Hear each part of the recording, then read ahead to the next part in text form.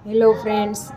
Rice तो आप बनाते ही होंगे, लेकिन आज मैं बना रही हूँ टमाटर राइस। तो आप एक बार ये रेसिपी ट्राई ज़रूर कीजिए। तो मैंने यहाँ पे राइस को भिगो कर लिया है, फिर उसमें डालेंगे टमाटर की प्यूरी और अच्छी तरह राइस में मिक्स कर देंगे।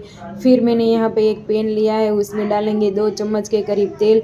उसमें डालेंगे राई, जीरा, हींग और हमने जो टमाटर की प्यूरी वाला राइस बनाया था वो रखेंगे और अच्छी तरह उसे भून लेंगे। फिर उसमें 2 कप पानी डालकर उसमें अच्छी तरह से पकने देंगे। फिर मैंने यहाँ पे एक पैन लिया है, उसमें डालेंगे 2 चम्मच के करीब तेल और उसमें डालेंगे राई, जीरा, हींग, कड़ी पत्ता और उसमें डालेंगे छोटे टुकड़े प्याज के, आलू और कैरेट। आप चाहो तो अपनी मनपसंद कोई भी सब्जी इसमें यूज़ कर सकते हो। अगर आप मेरी चैनल पे नए हो तो मेरी चैनल को सब्सक्राइब कीजिए और मेरे पेज को लाइक और फॉलो कीजिए। अब डालेंगे उसमें बेसिक से मसाले और अच्छी तरह से भून लेंगे।